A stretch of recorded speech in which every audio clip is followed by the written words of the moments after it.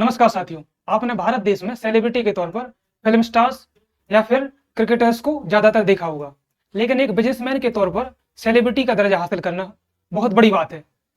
लेकिन जब नाम रतन टाटा जी का आता है तो सेलिब्रिटी से भी कहीं ज्यादा इनका सम्मान भारत के देशवासियों ने किया। लेकिन 9 अक्टूबर 2024 को इनका देहांत हो गया है, तो इनके देहांत पर हम इनको श्रद्धांजलि देते हैं अपने वीडियो के माध्यम से। इनके बारे में, इनकी अच्छाइयों के बारे में और यह भारत के इतने महानतम व्यक्ति के रूप में कैसे पहचाने गए, उस सब की आज चर्चा करते हैं। जब बात की जाती है टाटा ग्रुप की, तो टाटा ग्रुप में आपने कई सारी कंपनियों का नाम सुना होगा। उनमें टाटा स्टील, इसके अलावा टाटा मोटर्स और लग्जरी कार्स में जैगुआर लैंड रोवर का नाम प्रमुख रूप से आता है। इसके अलावा Titan, Tanishq, Fastrack, Tata tea, Tata salt, Tata का नमक तो हर एक देशवासी ने खाया ही है। इसके अलावा स्टारबक्स, टेटली, टीसीएस जो कि टाटा की एक बहुत बड़ी कंपनी है। इसके अलावा विवांता या विस्तारा और एयर इंडिया भी टाटा के ट्रेवल कंपनीज के रूप में जानी जाती हैं। टाटा स्टील जो कि भारत की स्टील की रीढ़ की हड्डी कही जाती है। तो यह सारी कंपनीज टाटा ग्रुप के अंतर्गत आती हैं। टाटा ग्रुप की शुरुआत दरअसल जमशेदजी टाटा द्वारा 1868 में की गई थी। आज से 156 वर्ष पहले जमशेदजी टाटा द्वारा टाटा ग्रुप की स्थापना की गई थी। सबसे पहले इन्होंने कॉटन मिल स्थापित करके टाटा ग्रुप की नींव रखी। उसके बाद बहुत सारी कंपनीज धीरे धीरे जुड़ती गईं और टाटा ग्रुप एक महान ग्रुप और बहुत बड़ा ग्रुप भारत में बनकर सामने आया। और जमशेदजी टाटा के नाम पर ही जमशेदपुर का नाम रखा गया है। अब अगर बात की जाए जमशेदजी टाटा और रतन टाटा के पूरी वंशावली का, तो जमशेदजी टाटा, इनके दो सन हुए, दोराबजी टाटा और रतनजी टाटा। रतनजी टाटा ने एक व्यक्ति नवल टाटा के रूप में अडॉप्ट किया और नवल टाटा के ही बेटे हैं रतन टाटा। तो रतन टाटा जमशेदजी टाटा से इस तरीके से संबंधित होते हैं। और इसके अलावा जो जेआरडी टाटा हैं, जो कि टाटा ग्रुप के एक महान व्यक्ति के रूप में देखे जाते हैं, वह रतन टाटा जी के ग्रैंडफादर के रूप में देखे जाते हैं। अब जब रतन टाटा जी के बचपन की बात की जाए, उनका बैकग्राउंड देखा जाए, तो उनका जन्म 28 दिसंबर 1937 को हुआ था। इसके अलावा यह जब छोटे थे तो इनके माता पिता का डिवोर्स हो गया था, तो इस वजह से इनको और इनके भाई जिम्मी टाटा को इनकी दादी ने पाला पोसा। अब कुछ समय बाद यह ग्रेजुएशन करने के लिए, पढ़ाई करने के लिए यूएसए चले गए। यूएसए में कॉर्नेल यूनिवर्सिटी से इन्होंने अपनी डिग्री पूरी की। डिग्री इन्होंने 1962 में आर्किटेक्चर में पूरी की। अब 1962 में डिग्री पूरी करने के बाद यह उस समय पे किसी लड़की से प्यार में थे, लेकिन ऐसा कहा जाता है कि उनकी दादी ने उनकी तबीयत खराब होने की वजह से उनको वापस इंडिया बुलाया। तब उन्होंने उस लड़की से शादी का प्रस्ताव रखा और इंडिया जाने को कहा। लेकिन उस समय 1962 में भारत और चीन का जो युद्ध हो रहा था, उस वजह से उस लड़की के माँ बाप ने, उसके परिवार ने यहाँ आने से मना कर दिया। तब यह अपनी दादी के स्वास्थ्य के लिए अकेले ही अपने प्यार को छोड़कर भारत वापस आ गए। अब जब यह 1962 में भारत आते हैं, उस समय टाटा ग्रुप के जो चेयरमैन थे वह जेआरडी टाटा थे। यह अपने आप में एक महान व्यक्तित्व रहे हैं। इनको ही father of Indian civil aviation कहा जाता है, क्योंकि जो एयर इंडिया थी उसको इन्होंने ही शुरू किया था और बाद में जाकर भारत सरकार ने उसका अधिग्रहण कर लिया था। और उसके बाद रतन टाटा जी ने उसको दोबारा से टाटा ग्रुप का हिस्सा बनाया। तो जेआरडी टाटा उस समय टाटा ग्रुप के चेयरमैन थे। उन्होंने रतन टाटा को टाटा ग्रुप ज्वाइन करने के लिए बोला। तब रतन टाटा ने टाटा ग्रुप को ज्वाइन किया और शुरुआत में निचले स्तर से एक कर्मचारी के तौर पर टाटा ग्रुप में अपनी सेवाएं दी, उसी टाटा ग्रुप में जो कि 1868 में जिसकी स्थापना की गई थी। अब धीरे धीरे रतन टाटा अपनी क्षमताओं के साथ टाटा ग्रुप को आगे बढ़ाने लगे। अब 1971 में जेआरडी टाटा ने रतन टाटा की क्षमताओं को देखा और उनको 1971 में नेल्को नाम की एक लॉस मेकिंग कंपनी में चेयरमैन बना दिया, या फिर उनको नेल्को नाम की कंपनी हैंडओवर कर दी कि आप इसको प्रॉफिट में लाइए। तब उन्होंने कुछ ही सालों में अपनी क्षमताओं के बल पर इस कंपनी को प्रॉफिट में ला दिया।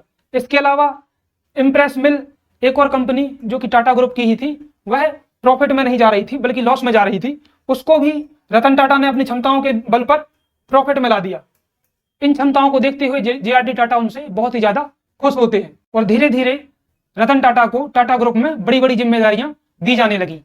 इसी के साथ जेआरडी टाटा समझ चुके थे कि रतन टाटा ही टाटा ग्रुप का भविष्य होने वाले हैं।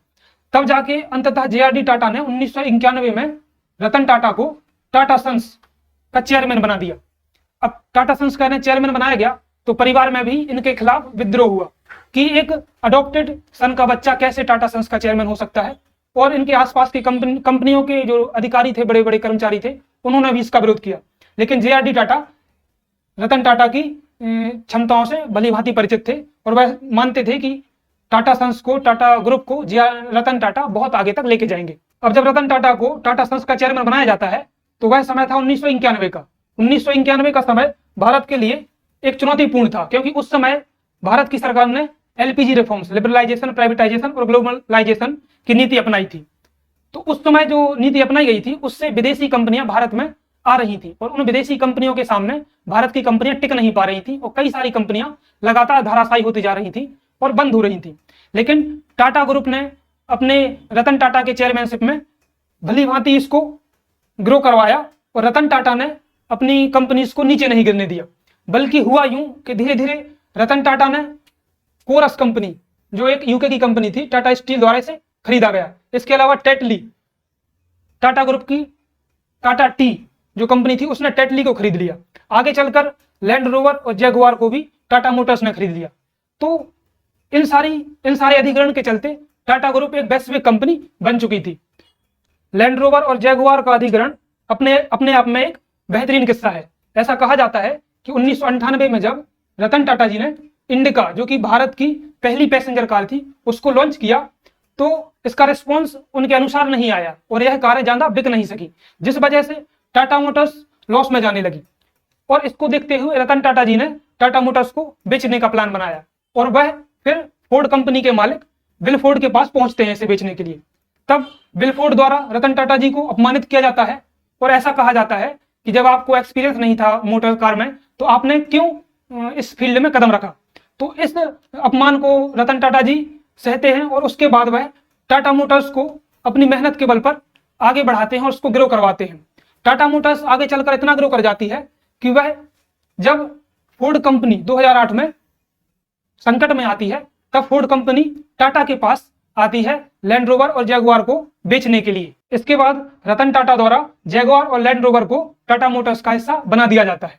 तब वही विल फोर्ड, जो कि रतन टाटा को अपमानित जिसने किया था, वही रतन टाटा को बोलते हैं कि आपकी वजह से हम आपके लिए कृतज्ञ हैं, आपने हमारी बहुत बड़ी मदद की। इन सारे विदेशी ब्रांडों को खरीदने के बाद टाटा ग्रुप एक वैश्विक ग्रुप बन चुका था, और उसका 66% रेवेन्यू विदेश से आने लगा। रतन टाटा टाटा ग्रुप को अपनी क्षमताओं के बल पर नई ऊंचाइयों तक ले गए, जिसके परिणाम स्वरूप टाटा ग्रुप का जो नेटवर्थ है वह 403 बिलियन US$ हो गई। इस चीज को आप कंपेयर कर सकते हैं कि रिलायंस इंडस्ट्रीज, उसकी नेटवर्थ 210 बिलियन US$ है, और पाकिस्तान की पूरी GDP 338 बिलियन US$ है। तो आप टाटा ग्रुप को पूरे पाकिस्तान से देख सकते हैं कि टाटा ग्रुप पूरा का पूरा पाकिस्तान की GDP से ज्यादा बड़ा है। इसके साथ साथ टाटा ग्रुप की TCS कंपनी, यह भी भारत में दूसरे नंबर पर रेवेन्यू में आती है। पहली कंपनी रिलायंस इंडस्ट्रीज, और इसके बाद टाटा कंसल्टेंसी सर्विस यानी TCS का नाम आता है। लेकिन यह सब बातें तो रतन टाटा जी के बिजनेस स्किल्स को प्रदर्शित करती हैं, परंतु हम उन्हें किसी और वजह से इतना सम्मान देते हैं और उनका नाम पूरे विश्व भर में है। जब बात आती है किसी बिजनेसमैन की, तो वह सबसे पहले अपने प्रॉफिट को दिमाग में रखता है। लेकिन टाटा ग्रुप कभी भी प्रॉफिट के लिए काम नहीं करता है, वह सिर्फ और सिर्फ नेशन बिल्डिंग के लिए काम करता है। इसी वजह से जो नौकरियां देने वालों में सबसे ऊपर इंडियन आर्मी है, जिसमें 29.92 लाख लोग काम करते हैं। इसके बाद दूसरे नंबर पर इंडियन रेलवेज है, जिसमें 12 लाख से ज्यादा लोग काम करते हैं। इसके बाद आती है तीसरे नंबर पर TCS, जो कि टाटा की ही एक कंपनी है TCS। इसमें 6 लाख से ज्यादा लोग काम करते हैं। तो भारत के 6 लाख से ज्यादा लोगों को TCS ने काम दिया हुआ है। इसके बाद इंडियन पोस्ट और रिलायंस आते हैं, जिनमें 3 लाख और 4 लाख जैसे कर्मचारी काम करते हैं। अब इस चीज को समझते हैं कि जब किसी कंपनी लगातार ग्रो कर रही है और लगातार आगे बढ़ रही है, जिसका नेटवर्थ सबसे ज्यादा है, जिसमें सबसे ज्यादा कर्मचारी काम कर रहे हैं, फिर भी उसका मालिक रिचेस्ट लोगों की सूची में क्यों नहीं आता है। जब हम देखते हैं कि मुकेश अंबानी पहले नंबर पर है भारत में, और दूसरे नंबर पर गौतम अडानी, इसके बाद हिंदुजा ब्रदर्स और बाकी के लोग रिचेस्ट पर्सन की सूची में आते हैं, मगर हम रतन टाटा जी को कभी भी इस सूची में नहीं देखते हैं। तो इसकी वजह जो है वह हम आपको बताते हैं कि जो जितनी भी टाटा ग्रुप की कंपनीज हैं, उनसे जितना भी रेवेन्यू आता है उसका 100% टाटा सन्स के पास जाता है। टाटा सन्स एक पेरेंट कंपनी है। टाटा सन्स, अब इसके हिस्से होते हैं। तो इसमें शेयर होल्डिंग में टाटा ट्रस्ट इसका सबसे बड़ा हिस्सा है जो कि 66% है। 100% रेवेन्यू में से 66% टाटा ट्रस्ट के पास जाता है। इसके बाद जो टाटा की और ग्रुप की जो कंपनीज हैं, ये सारी जो कंपनीज हैं, इनका रेवेन्यू शेयरिंग 12.8% है मात्र। इसके बाद मिस्त्री फैमिली 18% और इंडिविजुअल्स जो हैं उनमें 2.8% शेयर होल्डिंग है। और इन्हीं में 0.8% शेयर होल्डिंग रतन टाटा जी की भी है। अब यह जो पूरा का पूरा पैसा है वह टाटा ट्रस्ट में 66% जाता है। अब टाटा ट्रस्ट काम क्या करती है तो इसको हम देखते हैं। टाटा ट्रस्ट में दोराबजी टाटा ट्रस्ट जिसकी 27.9% हिस्सेदारी है, Ratan Tata trust 23%, GRD Tata trust 4%, other trust हैं उनकी 4%, 10% हिस्सेदारी है। अब इन ट्रस्टों के माध्यम से टाटा ट्रस्ट प्रति वर्ष 1200 करोड़ रुपए से ज्यादा खर्च करता है। यह खर्च वह शिक्षा पर, स्वास्थ्य पर और लोगों की बेहतरी के लिए काम करता है, जिसमें टाटा द्वारा टाटा मेमोरियल हॉस्पिटल की स्थापना की गई है।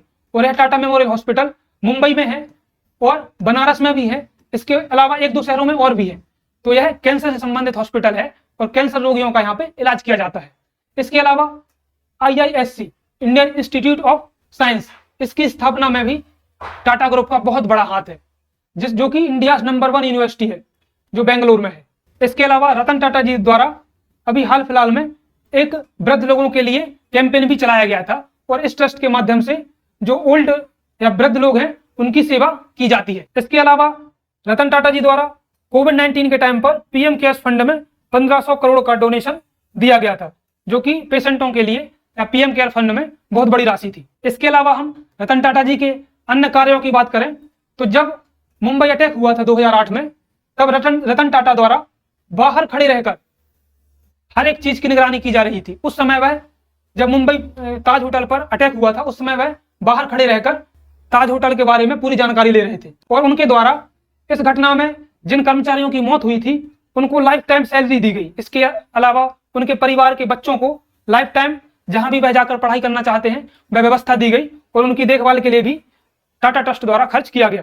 इसके अलावा सिर्फ एम्प्लॉय ही नहीं, आसपास के जो लोग थे जिन्हें इससे हानि पहुंची है, इसके अलावा जो सोल्जर्स थे, जो सिपाही थे, जो इंजर्ड हुए हैं उस हमले में, सबको रतन टाटा जी द्वारा मुआवजा दिया गया। इसी तरीके का एक और किस्सा 2008 में सुनने को मिलता है। जब रतन टाटा जी द्वारा 2008 में टाटा नैनो को लॉन्च किया गया, तब उनका कहना था कि उन्होंने कुछ साल पहले सड़क पर एक परिवार को एक स्कूटर पर देखा जो कि भीगते हुए जा रहे थे। तब उन्होंने एक सस्ती कार जो कि हर एक परिवार के बजट में आ सके उसकी संकल्पना सोची और उन्होंने इन सब चीजों से बचने के साथ एक परिवार को 4 व्हीलर मुहैया कराने का सोचा। लेकिन कुछ स्ट्रेटजी के बदौलत यह कार भारत के मार्केट में टिक नहीं पाई और आगे चलकर इसको बंद करना पड़ा। लेकिन उनका जो लोगों के प्रति संवेदनाएं थी, देखने का नजरिया था संकट को, वह एक अलग लेवल का था कि वह व्यक्तियों को उनकी समस्याओं को किस तरीके से देखते हैं और उनका सॉल्यूशन करने के लिए आगे बढ़ते हैं। और रतन टाटा जी के कुछ किस्सों की अगर बात की जाए तो रतन टाटा जी बहुत बड़े पशु प्रेमी हैं या कहें बहुत बड़े डॉग लवर हैं। इसी के चलते उनकी दोस्ती एक लड़के से हुई जिसका नाम था शांतनु। आपने इस लड़के की फोटो रतन टाटा जी के साथ अक्सर देखी होंगी। यह लड़का जो है वह कुत्तों को एक बेल्ट पहनाया करता था या बेल्ट पहनाने की एक कंपनी इसने शुरू की। वह बेल्ट कुत्तों के पट्टे के रूप में काम करता था और एक कोई अगर वाहन इसके सामने से आ रहा है अंधेरे में तो यह बेल्ट अपने आप जल जाया करता था वाहन की रोशनी से। तो यह चीज जब रतन टाटा जी को पता चली कि एक व्यक्ति है, एक लड़का है, वह इस तरीके से कुत्तों के बचाव के लिए काम कर रहे हैं, तब रतन टाटा जी ने खुद इस लड़के को अपने पास बुलाया और इसके जो कंपनी है उसमें फंडिंग दी और इसको आगे बढ़ाया। और फिर धीरे धीरे इससे दोस्ती भी रतन टाटा जी की काफी बढ़ गई और बाद में रतन टाटा जी ने इसको टाटा ग्रुप में ज्वाइन कर लिया। इनके कुत्तों से लगाव को जब हम एक और किस्से में बयां करते हैं तब हमें समझ में आता है कि यह कितने बड़े डॉग लवर थे। होता क्या है कि ब्रिटेन की जो महारानी है उनके द्वारा इनको एक अवार्ड दिया जाता है, लाइफ टाइम अचीवमेंट अवार्ड, और इनके लिए एक सेरेमनी आयोजित की जाती है। लेकिन उस दिन यह सेरेमनी में नहीं पहुंच पाते हैं। इस चीज का खुलासा बाद में प्रिंस चार्ल्स ने किया कि रतन टाटा जी उस दिन क्यों नहीं आए उस सेरेमनी में। तो प्रिंस चार्ल्स बताते हैं कि उस दिन रतन टाटा जी का इनके पास फोन जाता है और वह बताते हैं कि मैं इस सेरेमनी में आ नहीं पाऊंगा, कृपया मुझे माफ करें, क्योंकि हमारे जो 2 कुत्ते हैं उनमें से एक कुत्ता बीमार है और उसको मेरी बहुत ज्यादा जरूरत है, उसको छोड़कर मैं यह अवार्ड लेने नहीं आ सकता हूं, कृपया मुझे माफ करें। जब इस चीज को प्रिंस चार्ल्स द्वारा बाद में एक इंटरव्यू में कहा गया, तब लोगों को समझ आया कि रतन टाटा जी कितने बड़े पशु प्रेमी थे। इनके भारत को आगे बढ़ाने के अनेकों योगदानों को देखते हुए भारत सरकार ने इन्हें 2000 में पद्म भूषण अवार्ड से सम्मानित किया। इसके अलावा 2008 में पद्म विभूषण से सम्मानित किया गया। परंतु रतन टाटा जी को भारत का सर्वोच्च सम्मान भारत रत्न नहीं मिल पाया, और इस चीज को भारत के लोगों ने कई बार उठाया और कई सारे कैंपेन चलाए। और इस पर रतन टाटा जी ने खुद एक पोस्ट करके बताया कि जो ये कैंपेन मेरे लिए चलाए जा रहे हैं भारत रत्न देने के लिए, कृपया वह बंद कर दीजिए, क्योंकि मैं अपने आप को सौभाग्यशाली मानता हूं एक इंडियन के रूप में, और इंडिया की ग्रोथ और प्रॉस्पेरिटी में योगदान के लिए मैं खुद को सौभाग्यशाली मानता हूं। कृपया भारत रत्न के लिए मेरा कैंपेन बंद कर दीजिए। रतन टाटा जी के महानता के किस्से अनगिनत हैं। यह एक बिजनेसमैन नहीं बल्कि गांधी जी के ट्रस्टीशिप के सिद्धांत को मानने वाले प्रमुख व्यक्ति थे। इन्होंने हमेशा समाज के लिए और भारत देश के लिए लगातार काम किए। तो फिलहाल इस वीडियो को हम एंड करते हैं। मिलते हैं अगले वीडियो में। बहुत बहुत धन्यवाद।